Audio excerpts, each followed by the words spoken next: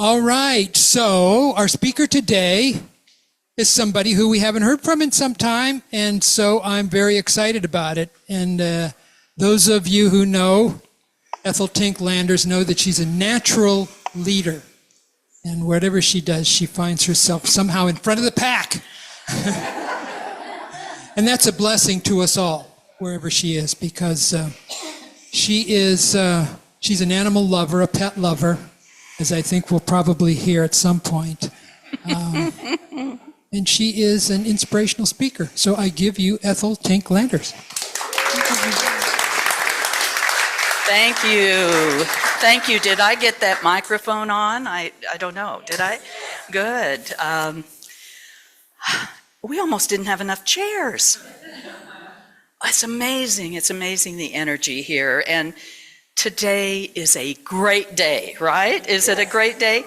No matter what's happening right now in your personal lives, no matter what's happening in this world, and Robbie's music couldn't be more perfect for what I was going to share with you today, because there's challenges out there, but I want you to know you're not alone, okay? None of us are alone. I ask you to help me pull that ubiquitous, wonderful, magnificent energy of God that's flowing to us, and allow it to flow through us, because together,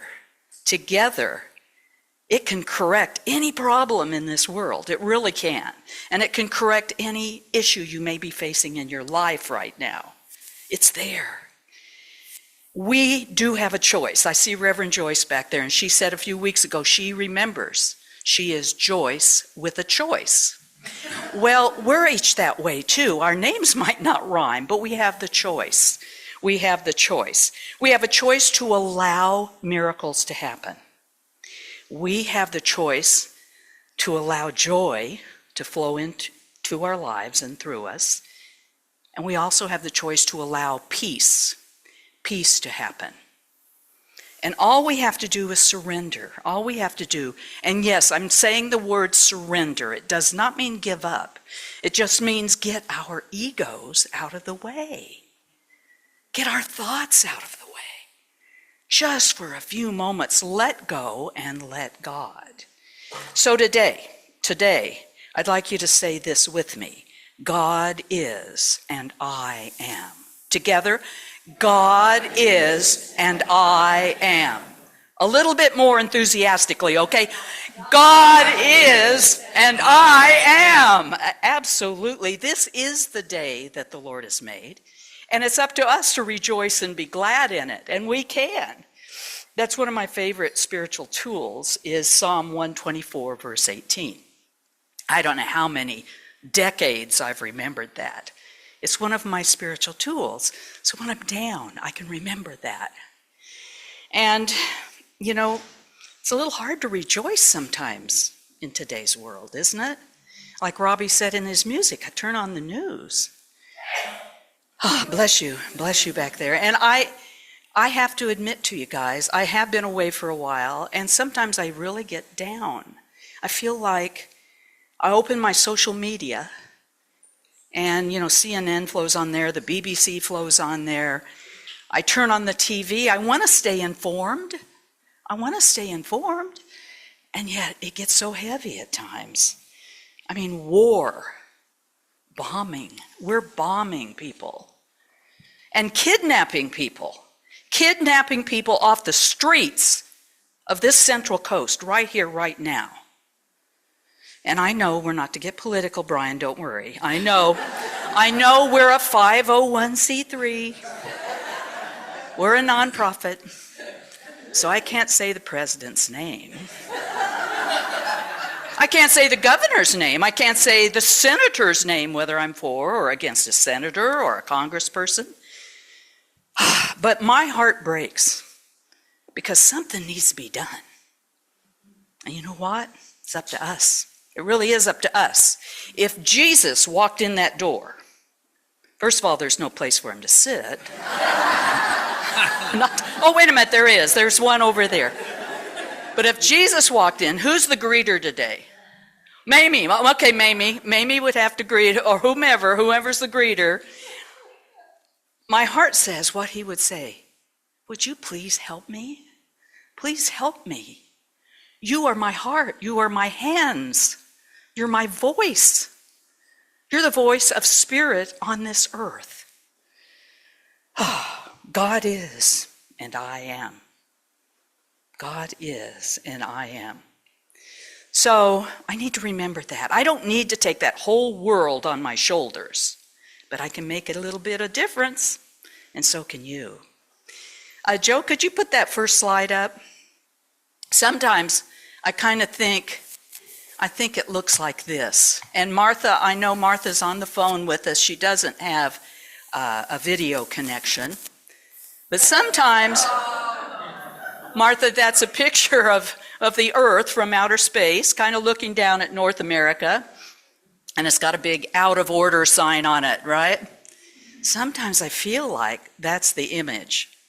But then God does have a sense of humor. God is. So if you put up the second slide, that's the worst out of order sign you could find.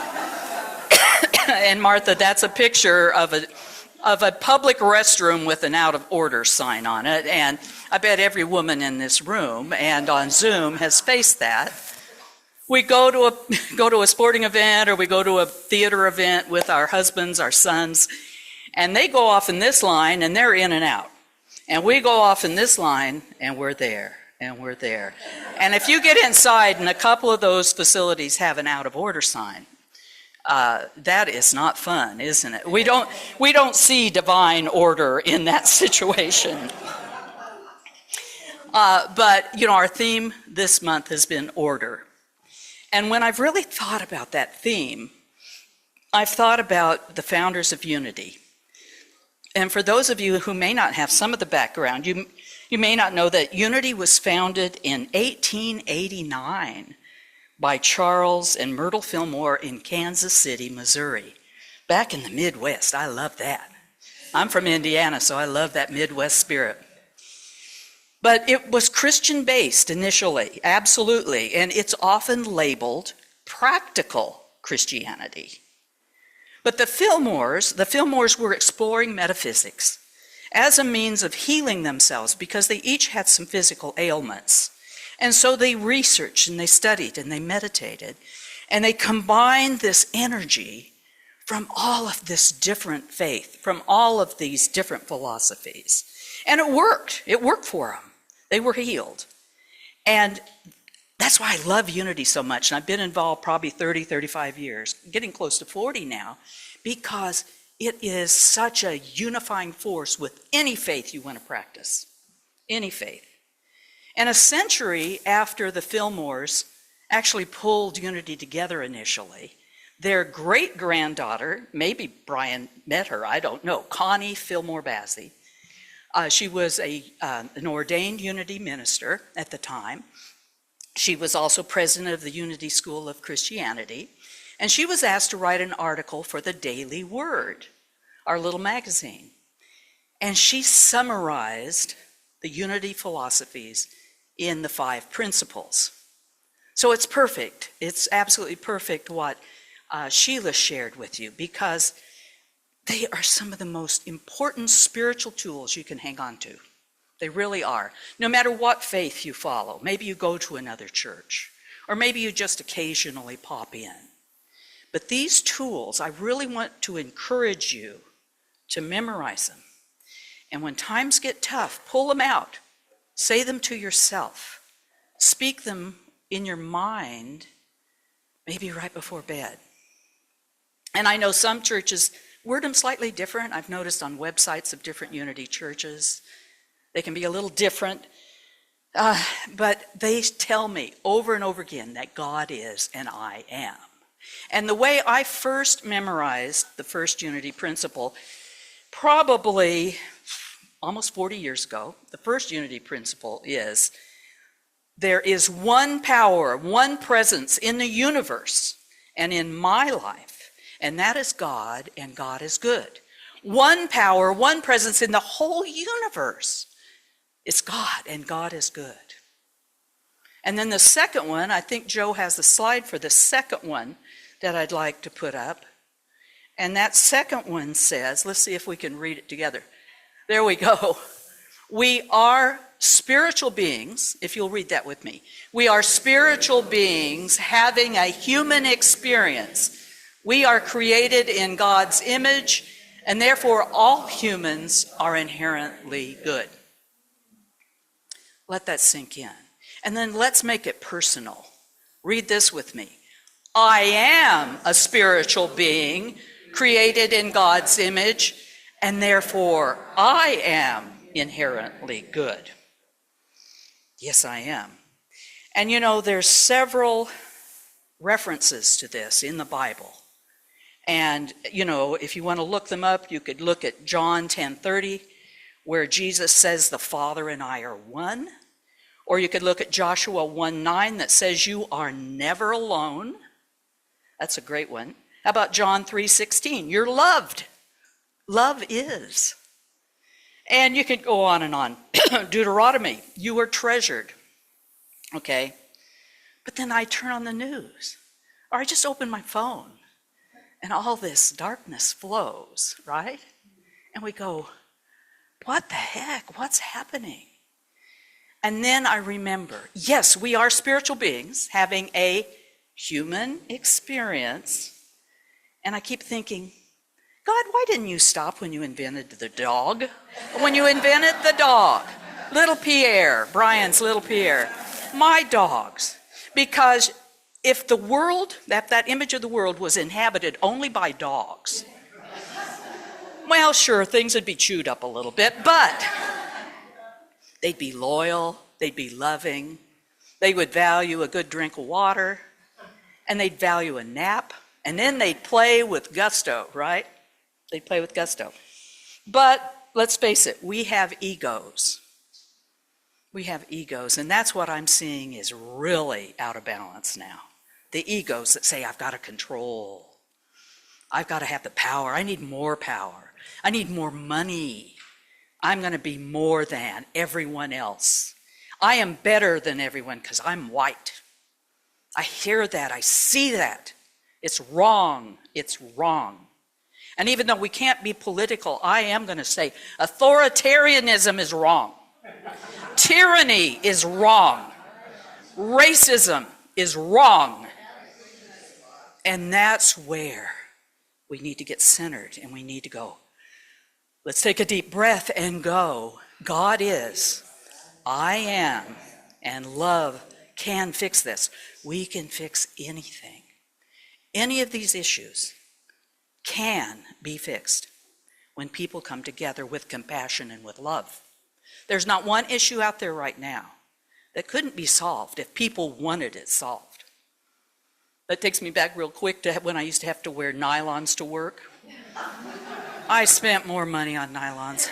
Probably a lot of you did too. And we always said, these things would never run again if there was a willingness to fix those nylons. But there's no money in it, right? There's no money in it.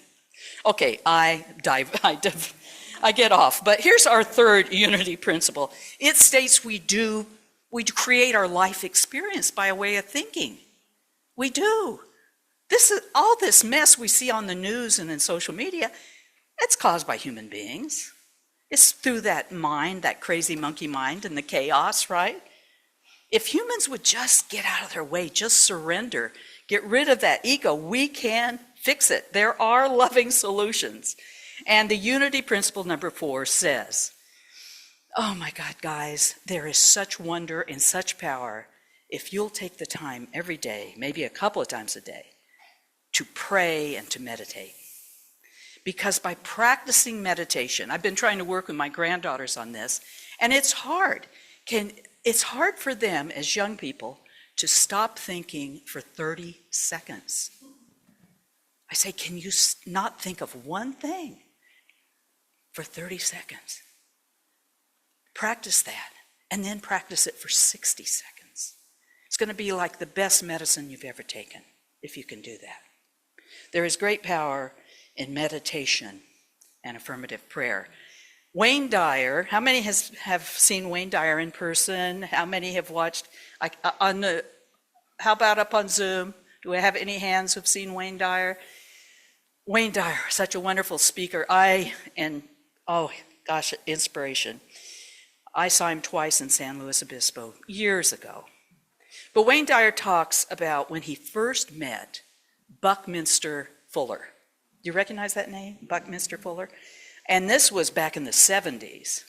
And he said he was at a conference in Colorado, and he called him Bucky when after he first met him. Bucky came up to him. He was 80 years old at the time he talked with Wayne. And he said, Wayne, I want you to tell everyone one thing whenever you speak. And so Wayne said, okay, Bucky, what's that? And he said, I want them to know that 99% of who you are is invisible. 99% of who you are. Makes me have chills right now. You are invisible, 99% of you.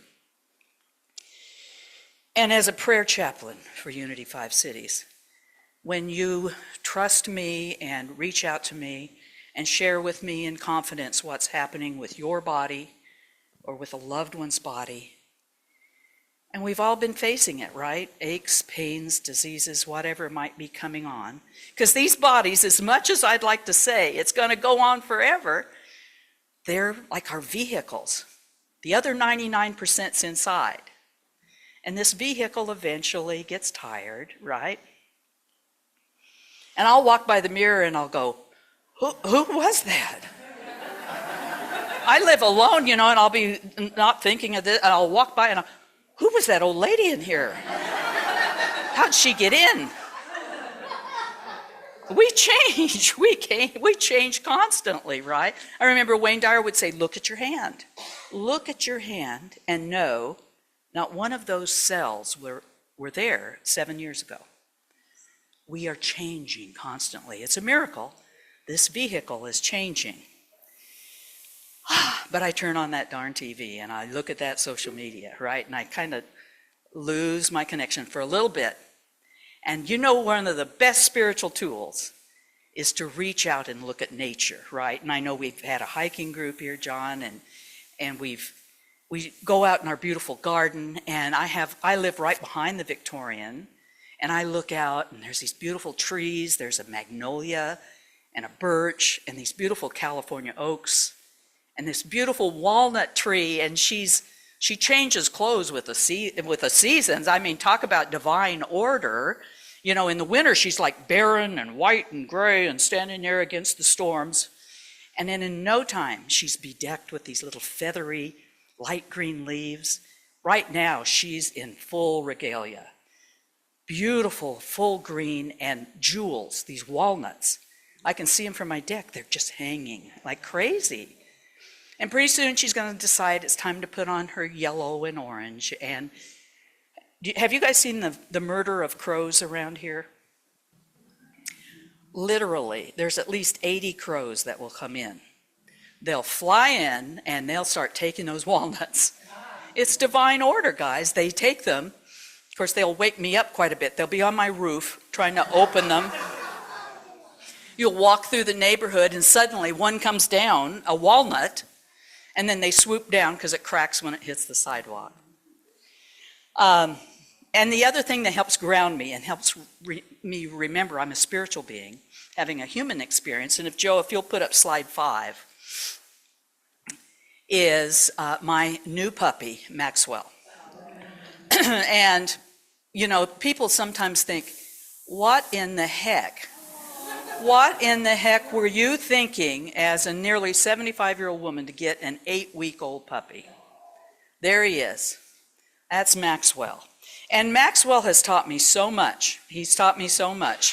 First of all, he's taught me that unless you are quadrupling your number of daily steps, you're not potty training correctly. So true. I can't tell you the number of times I'm in my PJs in the middle of the night out in the backyard going, do your business, good boy. The next slide, Joe, if you'll put the next one, the next 3 are in order. There's Maxwell, and then the order happens in my house also. And Martha, I know you're not seeing this, but my cat Boo is teaching Maxwell not to bite the cat. And they teach me how to get along. There's 2 different species getting along. And then this week was a blessing. There he is, the first time we were allowed out of the house, because really, I've been doing the puppy shot thing, and he's been getting his shots, but they said, you've got to wait 2 weeks after the last shot. So I say we've been on parvo lockdown. Not COVID lockdown, parvo lockdown. And this was after the very first walk in a park. He was so excited. He's walking along the path, and it's that big park, that Rancho Grande Park. I've met Brian up there with Pierre. And he would pick up a leaf, and he'd show it to me. And then he'd pick up a twig, and he'd show it to me. And then I looked down, and he had picked up an old dead balloon, and I had to pull it out of his mouth. But he was so exhausted, guys. And I couldn't go in the house yet. There was a cleaning lady in there, whom I'm very blessed to have. And so we stayed on the porch, and he was crying and crying. And finally, his favorite toy is a box that he had ripped up. He just crawled inside and went to sleep. He was so exhausted from the excitement, from the miracle of walking in nature. And it reminded me of what Esther Hicks used to say, probably still says it. How many know Esther Hicks? There's a few in the audience. She channels an exciting entity, basically a group of spirit called Abraham. But she used to say, when you're feeling overwhelmed, when you're feeling the weight of the world on your shoulders, take a nap. Take a nap. You break the energy by taking a rest. And I think that's so important.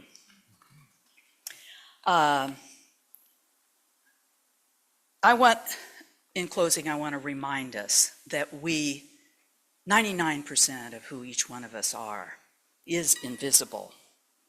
And one last story I'd like to share about animals, and I don't have this one written down, but as you may know, some of you know, I was adopted at birth, and by a wonderful, an older couple adopted me. They had been turned down several times, and they took me home to a beautiful Indiana farmhouse. And they didn't own that farmhouse. They were running the farm for an elderly farmer. But I went home and was surrounded with cows and pigs and dogs and cats and chickens. And my mom, Fanny, loved to raise baby chickens. And of course, Indiana gets cold. So what she would do is take a big cardboard box.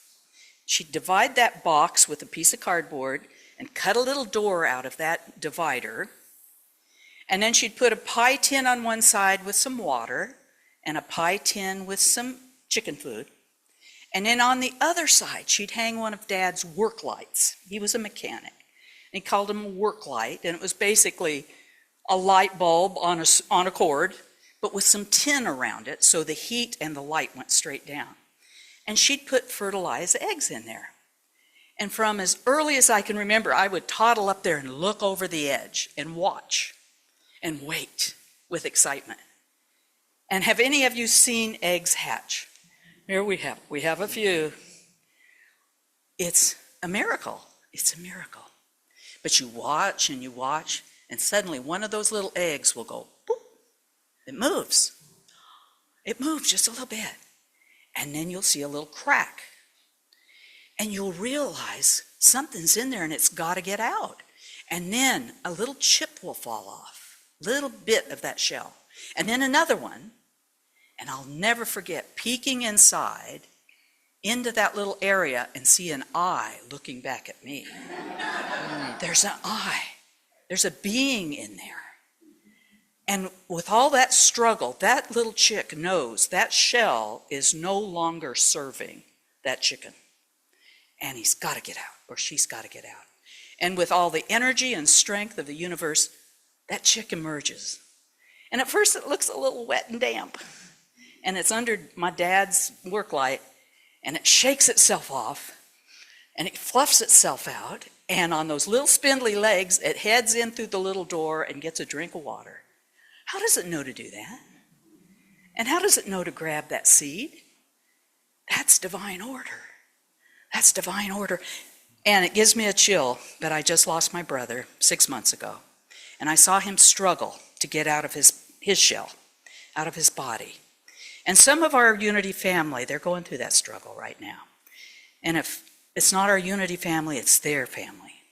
And I just want you to know, 99% of who we are, it's not visible. It's what's inside that shell. And I know when Bobby got out, he is thriving. He's like that little chick. He has dusted himself off and gone on to the next adventure. Let me get a little drink of water before I close, because I don't know how many of you know, but I was gone about a year, not only helping Bobby, but I caught COVID in Europe, could not get any antiviral medication, so I was really down. And I lost my voice, and I couldn't sing anymore, and I love to sing, especially to myself. Richard has been so helpful to help me bring out a voice, and I was in the choir a number of times. I just can't sing. So I shouldn't say that, I need to think positively, but I want to share with you the words of a Karen Drucker song in closing. Karen Drucker, so wonderful. So if you'll excuse me, I'm going to try to sing it. I don't have any music to go with it, and then I'd like you to join me. You are the heart, you are the hands, you are the voice of spirit on the earth.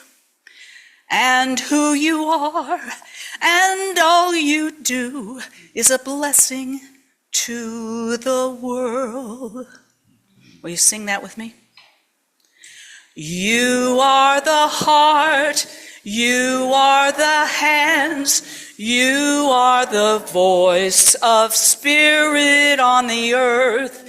And who you are and all you do is a blessing to the world.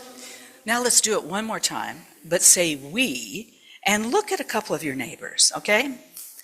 We are the heart, we are the hands, we are the voice of spirit on the earth. And who we are and who we do is a blessing to the world. And one more time, but this time sing it to yourself and include the words, I am.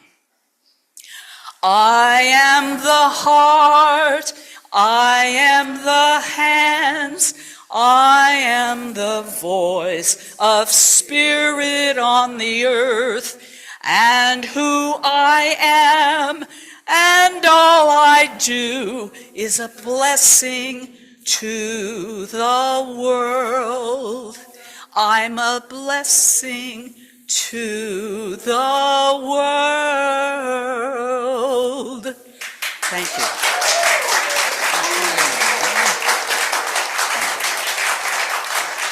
Now, I have a present for you before you leave. Joe, if you'd put up that last slide. There's one more slide, and I put this slide together because I know our online Zoom family, they're not here to pick one up, but there's my email address, Zoom family. If you'd like this image, I'd like you to just drop me an email with your land address. I have one for each person here if they'd like it. It's a magnet for your refrigerator. And it's of a painting I did years ago called One Heart. And it reminds us that no matter how old we are, no matter what color we are, what faith we follow, we are one. And love comes when we unite together. Okay? So see me after the service and I'll get you the magnet. Thank you.